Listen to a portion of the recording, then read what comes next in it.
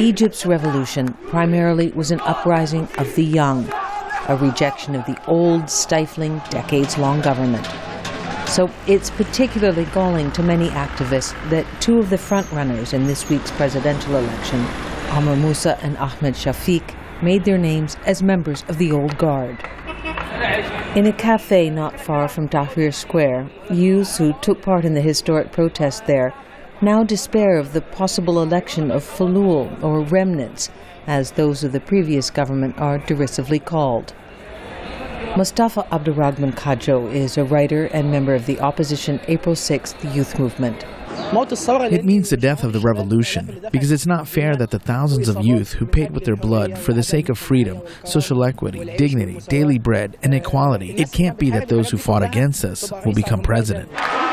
The other top choices in the race might seem equally problematic for activist voters. Both Abdul Manim Abdel Fattah and Mohamed Morsi are Islamists.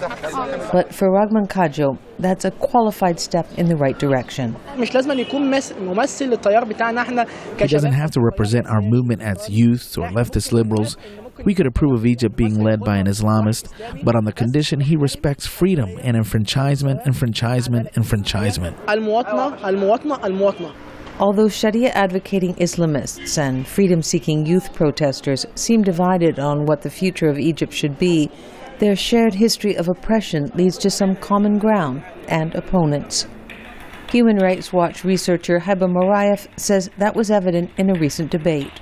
Abdel Fattah had spoken of the right to demonstrate, saying that demonstrators don't have the right to use violence, but the state has an obligation to defend protesters. Musa's response was much more focused on the stability of the state. He doesn't see revolutionary activists as a constituency that he needs to speak to. But some youths are alienated by the entire field of candidates, saying there isn't a single candidate who represents them. Mostafa Akl expresses his frustration. I used to spend the night on Tahrir Square, but the problem is that the revolution took place without having one person at the head. That lack of representation has some already looking to the next election and the 5 years in between to strengthen their position. In the meantime, some, like Egyptologist and activist Dalia Hussein, are accepting and proud of who's running in this election. We made the revolution for the sake of freedom. It's their right to be nominated and run. But, Hussein adds, it's her right, and the right of her fellow young voters, not to elect those they fought to get rid of in the first place.